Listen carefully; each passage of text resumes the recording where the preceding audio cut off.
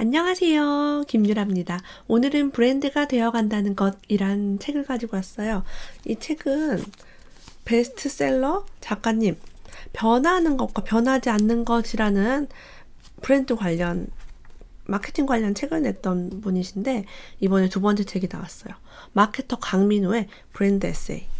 지난 책이 100주 연속 베스트셀러를 기록할 정도로 우리나라에서 정말 유명한 브랜드 마케팅 전략가로 자리매김을 했습니다. 이분이 이런 브랜드를 만드셨나봐요. 피자 알볼로 피자는 이렇게 만들어야 합니다. 남성 화장품 그냥 바르세요. 결코 그냥 만들지 않았습니다. 에디슨 젓가락 엄마의 마음을 공부합니다. 이런 것들 브랜드를 만드신 분인가봐요.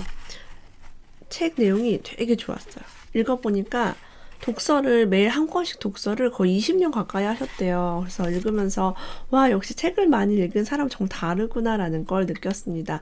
요즘 정말 1인 브랜드 시대가 점점 더 강해지고 있죠. 왜 앞으로 브랜드가 필요한지, 어떤 게 브랜드인지, 우리는 어떤 브랜드가 되어야 하는지 그런 거에 대해서 이야기를 나누고 있어요. 한번 이야기를 나눠보겠습니다.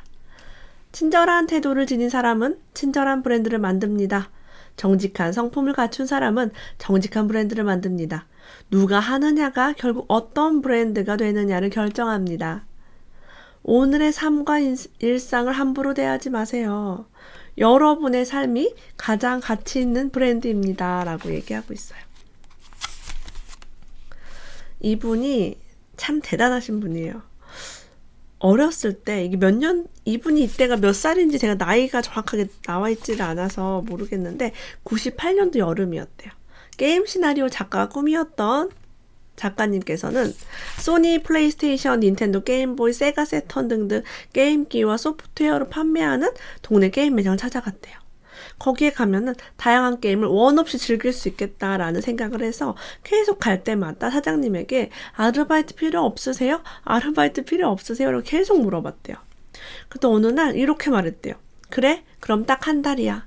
한 달 해보고 손님 없으면 그때는 나도 어쩔 수 없는 거다. 라고 한 달만 이제 시한부로 이제 일을 하게 된 거죠. 이제 원하는 게임을 실컷 할 수 있겠구나라고 들뜬 마음으로 출근을 합니다. 그런데 게임 매장에 손님이 없는 거예요.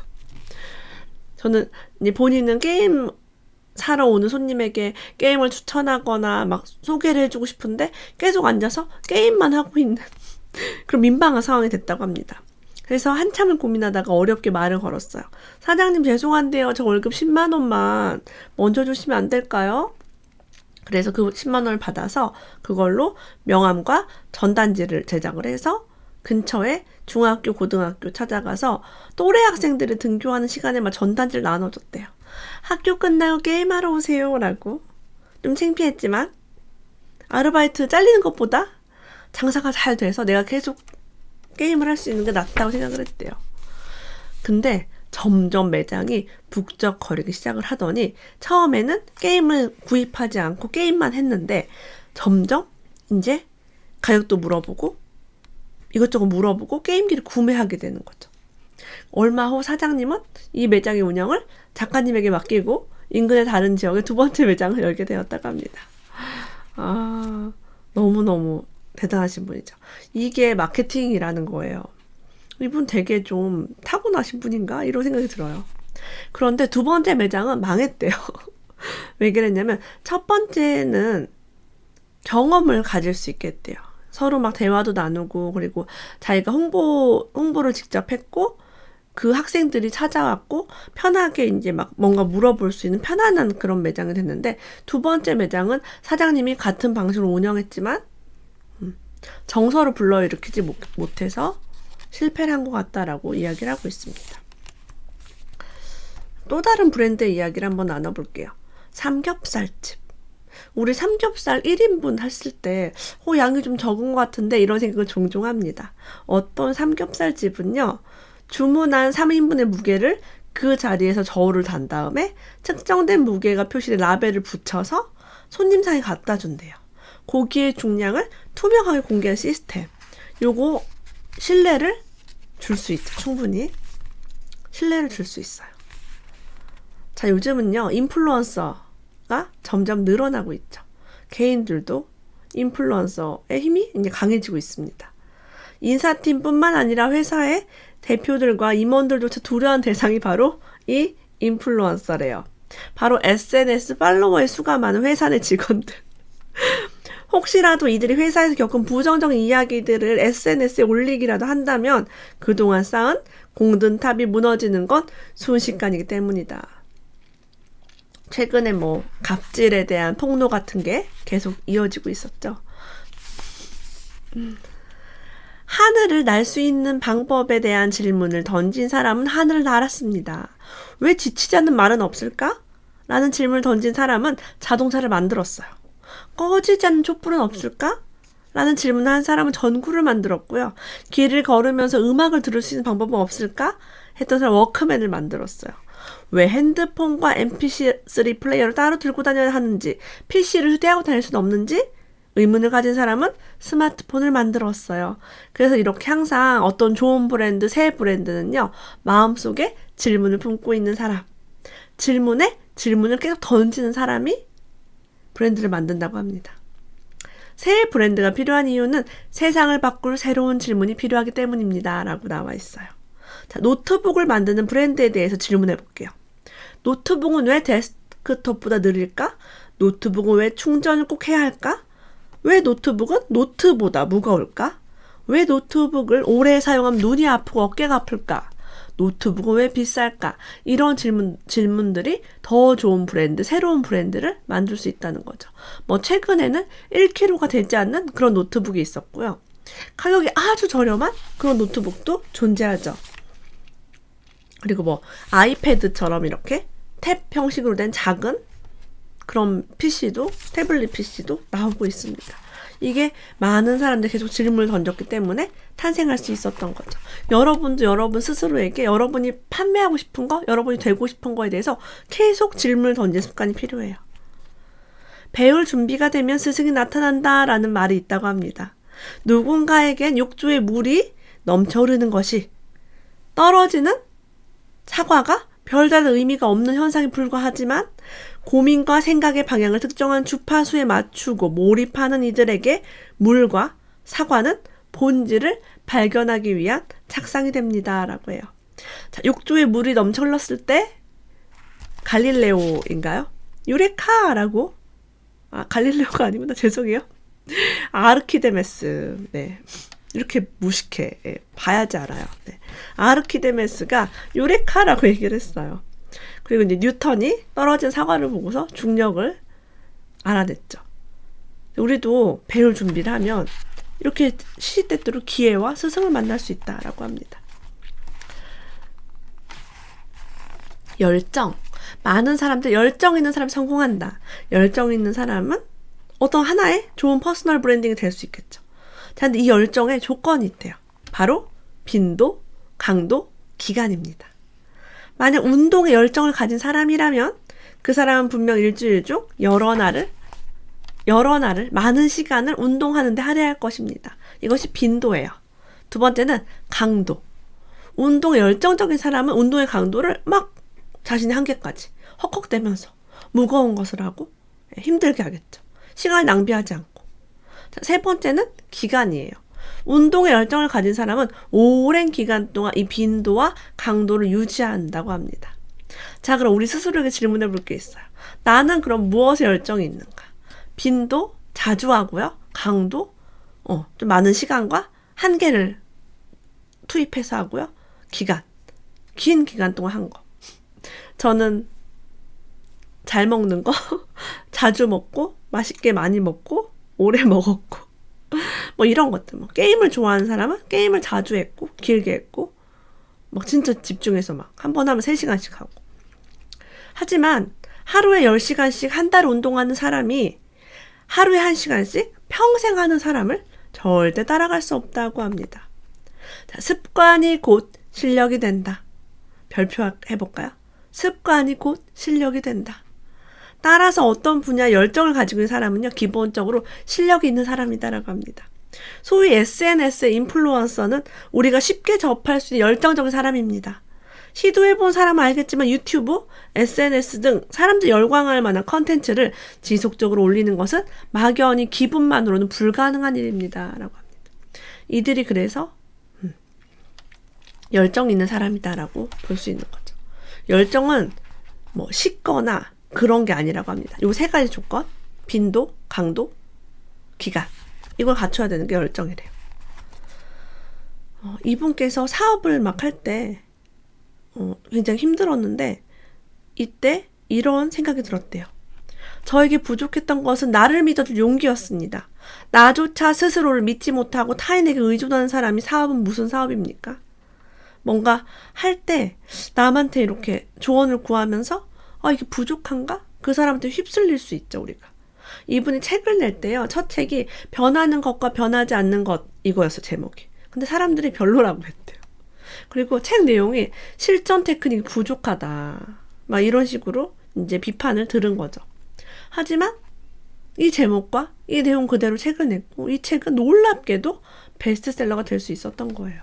그래서 사실 남의 눈치를 너무 보지 말아라 라는 메시지를 주고 있습니다. 내 마음대로 하면 적어도 후회는 없습니다. 내 인생을 뭐 하나 내 마음이 가는 대로 하지도 못한다면 얼마나 슬픈 일입니까? 여러분들도 뭔가 해볼 때 이게 가보지 않은 길이고 내가 해보지 않은 일이지만 내 마음은 이렇게 그냥 했으면 좋겠다라고 하면 누가 뭐라든 특히 저 같은 사람이 막 혼수를 둬도 한번 여러분이 원하는 대로 해보세요. 어때요? 해보면. 꼭 유명한 사람, 뭔가 잘 아는 사람에게 조언을 구하지 말고 한번 해볼 필요도 있는 것 같아요. 자, 그럼 브랜드에서 가장 중요한 건 무엇일까요? 신뢰라고 합니다. 그 브랜드에 믿음이 있어야 사람들이 그 브랜드에 기대를 하고 약속을 한다는 거죠. 신뢰는 있으면 좋은 것이 아니라 없어서는 안 되는 것입니다. 핵심적인 자산이래요.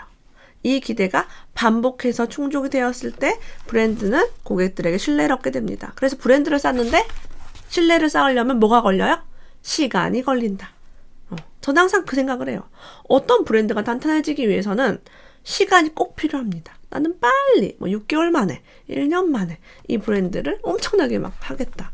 물론 할 수도 있겠지만 시간이 조금 걸린다는 거죠. 대부분이. 시간을 투자해야 합니다. 자, 이런 신뢰에는 몇 가지 조건이 있어요. 바로 성품, 역량, 결과입니다. 라고 합니다. 성품은 뭘까요? 착한 것, 선한 기업, 선한 사람 이런 거 되겠죠. 역량, 능력, 실력, 그 사람이 잘하는 거. 결과 되게 중요해요. 어떤 사람이 착하고 능력도 있어요. 결과가 안 나와요. 그 사람 자꾸 약속을 안 지켜요. 착하고 능력이 있는데 자꾸 아파서 일을 못하고 약속을 바꾸고 그 사람과 일을 하면 결과 예측이 안 돼요. 한다고 했다가 안 한다고 했다가 그러면 결과가 안 좋고 예측 불가능하면 할 수가 없죠. 그래서 여러분도 성품과 역량, 결과를 갖춘 사람이 되면은 좋은 브랜드가 될 수 있겠죠. 어떤 병원이 고객 만족도가 정말 높았대요. 그래서 조사를 막 해봤는데요. 여기가 왜 이렇게 만족도가 높을까? 왜 사람들이 이 병원을 그렇게 좋아할까? 막 분석을 했대요. 근데 어떤 분이 이렇게 말했다고 합니다. 여기는 뭔가 인간으로서 존중받는다는 느낌이 들어요. 생각하지도 못한 이야기가 툭 나왔대요. 근데 그 말을 듣고 있던 다른 분이 이렇게 말했어요. 맞아, 여기는 진료실에 들어가면 의사가 일어나서 안녕하세요 하고 인사해주잖아. 내가 어디에 가서 의사들한테 이런 인사를 받아보겠어. 여기서 제가 되게 놀랐어요. 치료를 잘하고 병이 낫고 그게 아니라 존중받은 느낌 하나만으로도 신뢰도가 높은 브랜드가 될 수 있구나 라는 걸 깨달았습니다. 예전에 텔레비전에 나온 건데요. 굉장히 친절한 간호사가 환자들의 이름, 그분들의 병, 이런 걸 다 알았어요. 오자마자 무슨 할아버지, 어디 괜찮으세요? 이러고 스킨십도 막 하고 다 기억하고 이름이랑.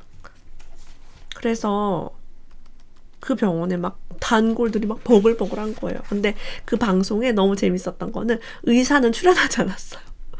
그 간호사만 계속 간호사에 대한 인터뷰만 하고 끝났던 그런 방송이 기억이 납니다. 자, 요즘은요.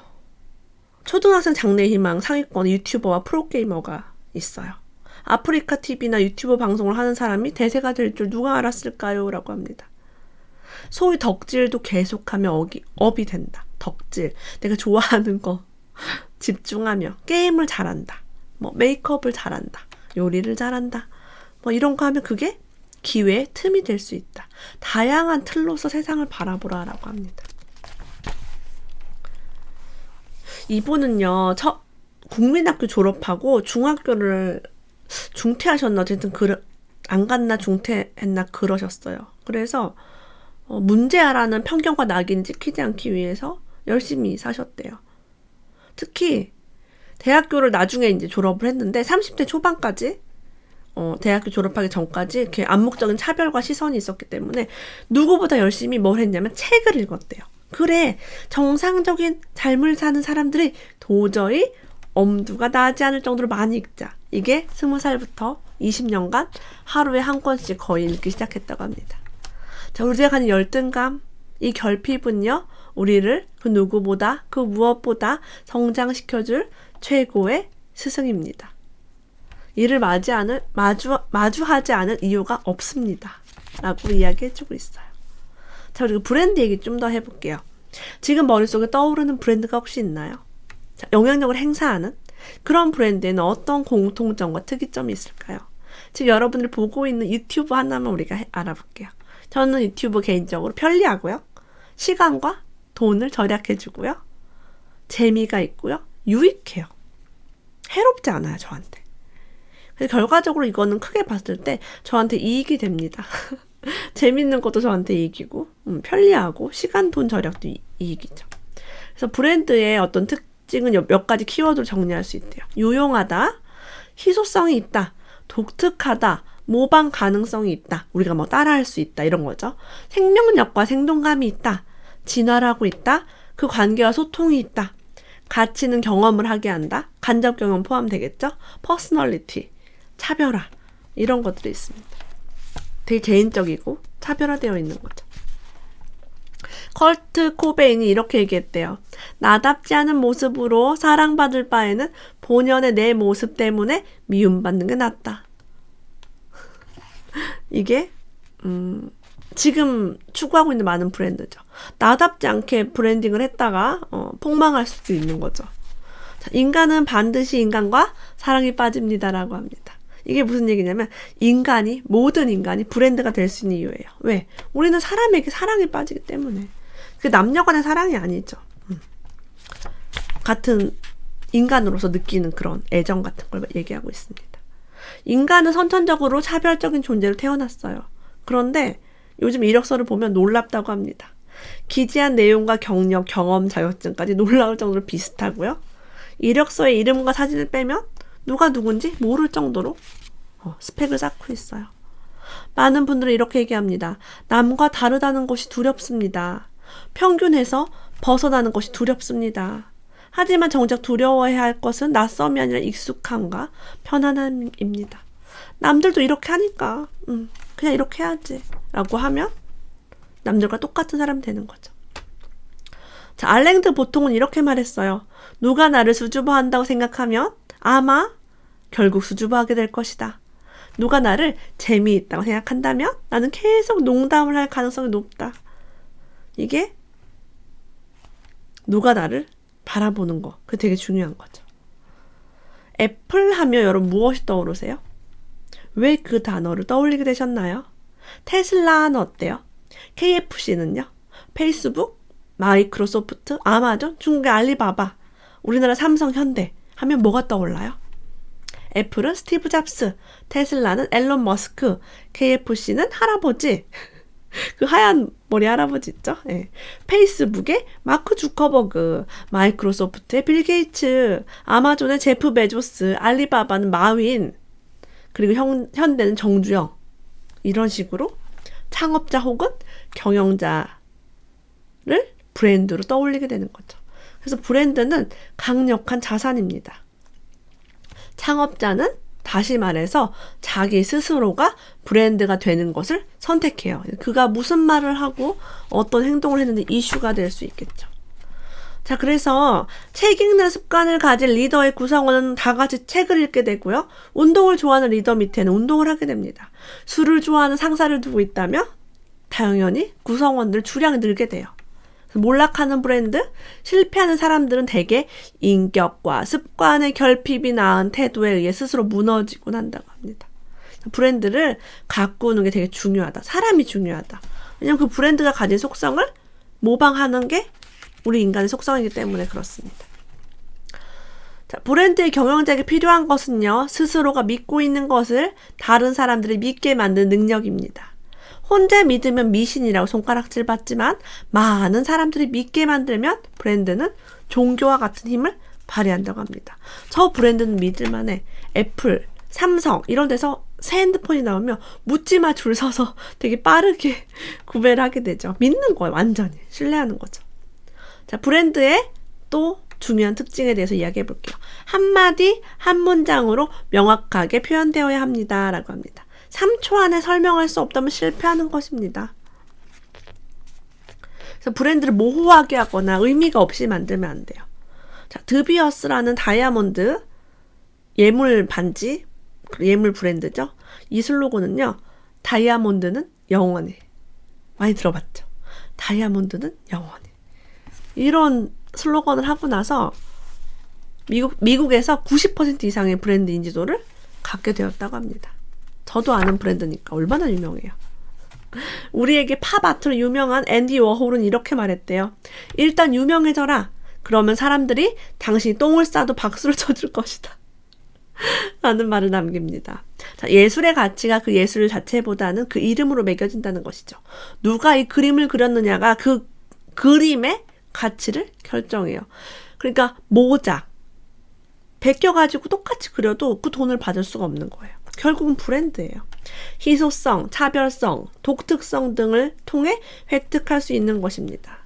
자, 그런 다양한 요소를 완벽하게 갖춘 브랜드가 바로 사람이라고 합니다. 그게 창업주든지 개인 브랜드든지. 자, 그래서 이런 브랜드를 하고 경영, 마케팅, 브랜딩을 하는 사람이 또 중요시 여겨야 될 것이 바로 이것이 있습니다. 숫자, 데이터를 잘 알아라라고 합니다.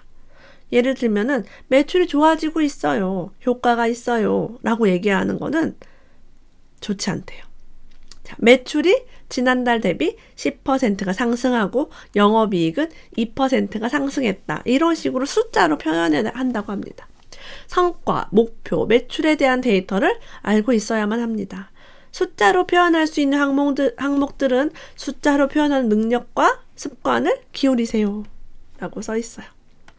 경영자가 숫자를 모르면 연주자가 악보를 못 보는 것과 같다고 합니다.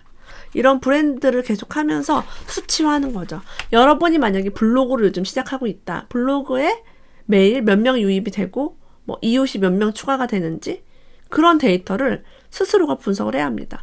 되게 분석하기 좋게 돼 있어요. 유튜브도 마찬가지예요. 어떻게 유입이 되는지, 유입하면 얼마나 어떤 시간 동안 머물러 있는지, 유튜브에 광고가 붙어 있다면 이 광고의 단가는 얼마짜리인지 우리가 다 분석을 할 수 있죠. 이런 수치를 기본적인 거를 당연히 알아야 한다고 생각합니다. 진정한 부자는 이미 많은 것을 가지고 성취한 사람이 아니라 앞으로 기대할 것이 많은 사람입니다. 가장 가난한 사람은 지금 많이 가졌어도 미래에 기대할 수 있는 꿈과 희망이 초라한 사람입니다. 여러분, 그러면 우리는 부자인가요? 많은 걸 가지고 성취한 게 아니라 앞으로 기대할 것이 많은 사람. 앞으로 여러분의 브랜드를 더 아름답게 가꿀 수 있도록 큰 도움이 되는 책, 브랜드가 되어간다는 것이란 책과 함께 했어요. 책을 읽는 여러분들 점점 더 운이 좋아집니다. 오늘도 끝까지 함께 해주셔서 감사합니다. 다음 시간에 또 만나요.